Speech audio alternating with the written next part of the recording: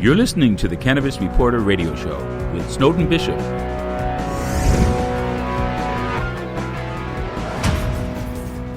Welcome to another episode of the Cannabis Reporter Pro Series. I'm Snowden Bishop, and I'm happy you could join us. Today we're featuring Blue Mountain Energy, leading experts in energy efficiency solutions and exclusive distributor of the Sierra Fresh gas-powered climate control system for cannabis growers. If you work in the industry, you know that indoor cannabis cultivation requires precision climate control and consumes massive amounts of energy, which can be very costly when you factor in the number of heat-intensive grow lights you'll need for the size of your canopy. Beyond the cost, energy burdens can present zoning and permitting issues, especially in areas where the local grid is already tapped. In fact, the amount of energy required per square foot of canopy could limit the size of your grow, regardless of the size of your facility. Infrastructure upgrades to accommodate the amount of electricity you will need to maximize growing space in a larger facility will cost a fortune. But what if I told you that you could actually increase the size of your grow and reduce electricity costs by up to 80%? Well, as I've learned in the last few weeks, Blue Mountain Energy has made that entirely possible, and our guest, Riccardi, is here to explain exactly how. For more than 20 years, he's been researching and developing cutting-edge technology leveraging natural gas as an alternative for powering heating, ventilation, air conditioning systems, or HVAC systems, for Blue Mountain Energy. In recent years, this technology has proven to be especially valuable for cannabis growers because of the incredible savings in both energy consumption and cost. Eric, thank you so much for joining me today. I'm really looking forward to this conversation. Oh, I really appreciate the opportunity to be able to talk about what we're doing and trying to do for the cannabis industry. Yeah, absolutely. You know, I'm pretty excited about MJ BizCon. So I understand that Blue Mountain Energy is going to be there with a booth, and you're going to have an opportunity to tell growers how they can save a bundle on HVAC costs just because of this technology, which you refer to as the gas heat pump technology. And just for those who haven't already seen your profile on our website and who really aren't familiar with the technology when it comes to HVAC systems, tell me a little bit about that, like just the bird's eye view.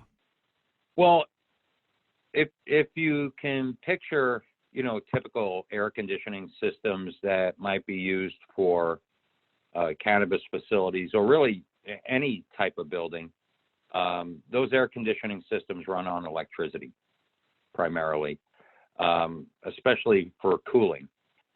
Almost all mechanical cooling equipment is electrically driven. The main difference here is our condensing units run on natural gas. So we displace the electricity that would be necessary for the mechanical cooling. So everything from our condensing unit forward into the building is the same as an electric multi-zone VRF air conditioning system. It's our condensing unit is a four-cylinder natural gas Toyota engine with belt-driven scroll compressors that running on natural gas. We're using almost zero electricity to heat and cool the building, which results in a tremendous operating cost savings, along with other environmental impacts that a lot of folks aren't aware of, just by switching over to natural gas from electric.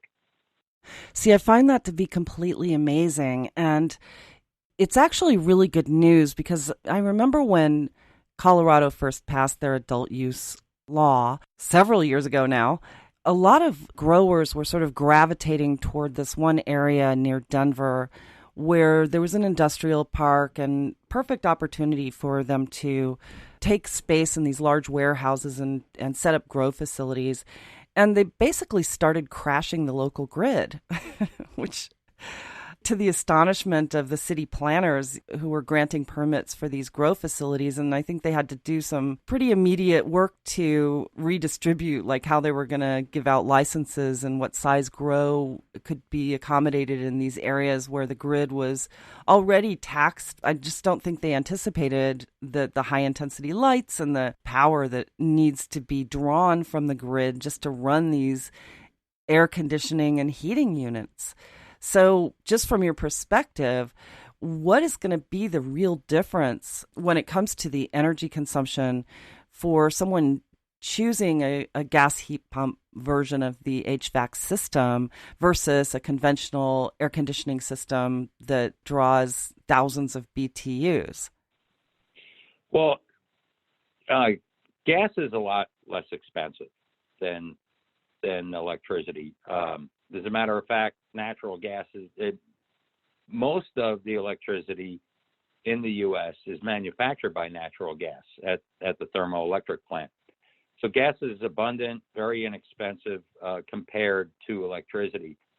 And aside from just the operating cost advantage, we see operating cost advantage for our equipment over same-sized electric equipment up to about 50, 60, in some cases even 70%, because we're eliminating 90% of the electricity that would be necessary to drive those electric air conditioning systems. So depending on local rates for a facility, for a grow operation, and what their electric rates are versus what their gas rates are, it's a tremendous operating cost advantage, which is becoming more and more important as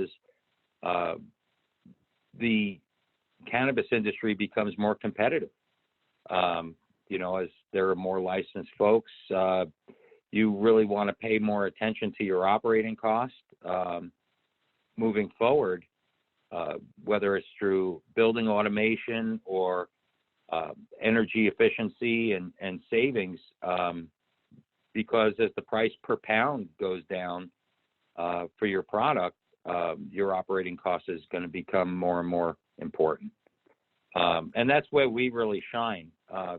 There's a lot of other ramifications to consider as well when planning a facility.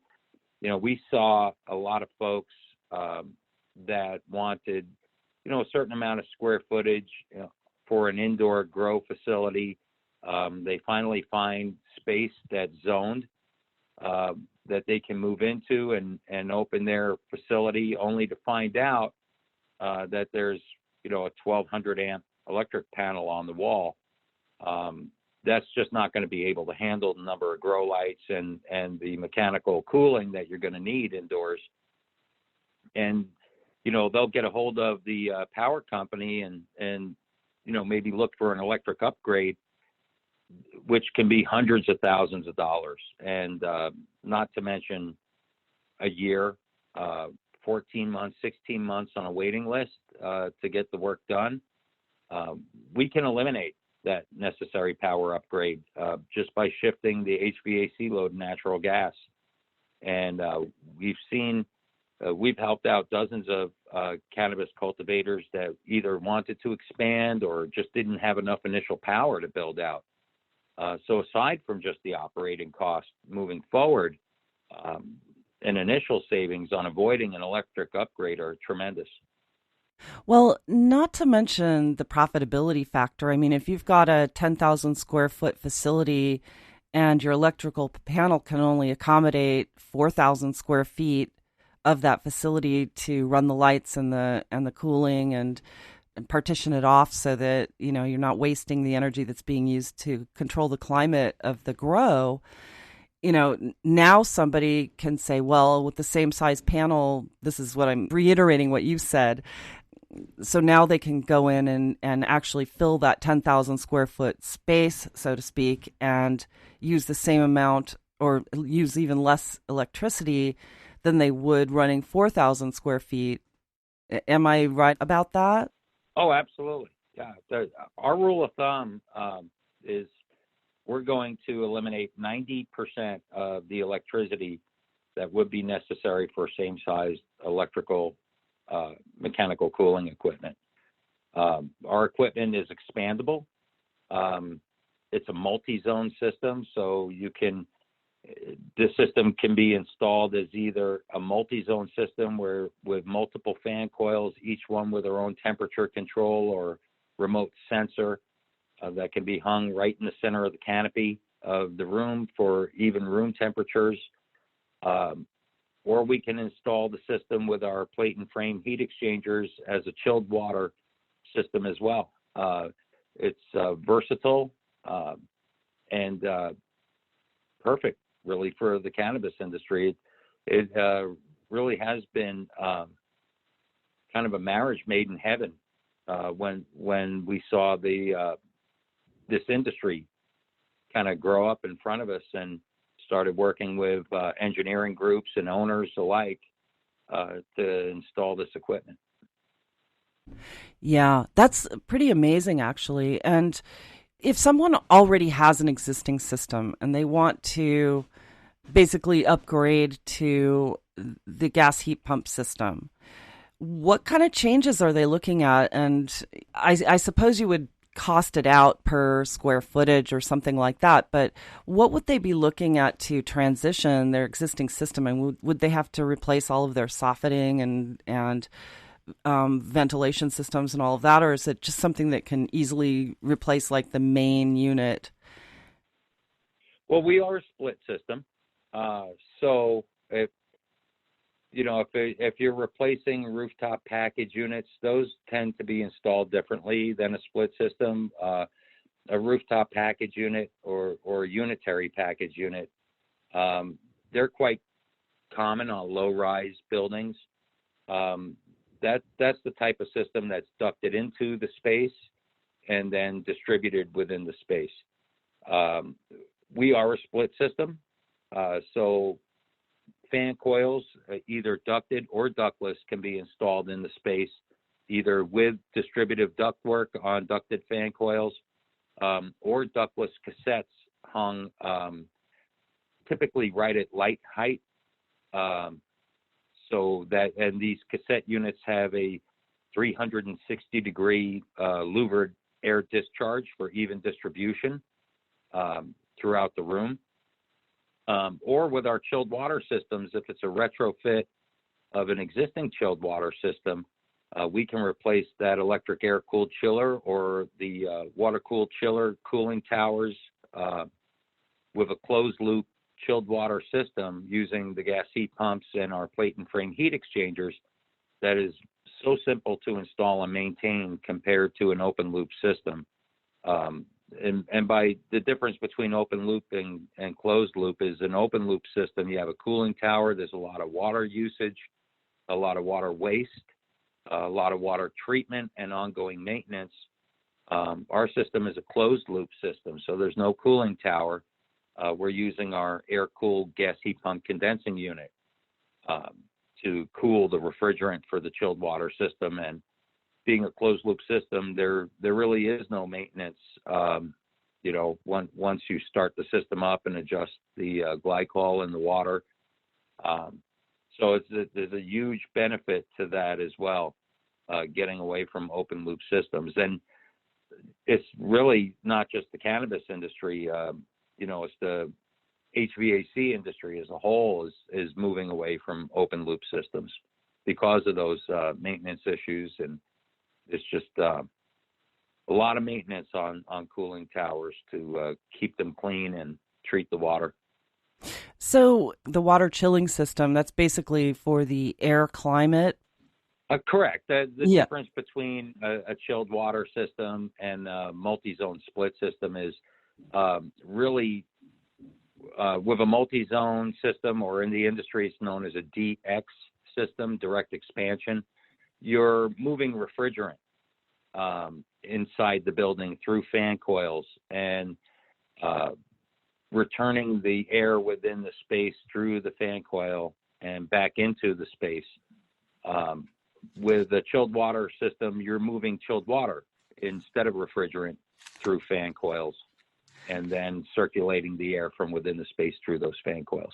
I think that's fascinating, and here's why. I think that Freon is going to be banned in a lot of different places in the next couple of years, from what I understand.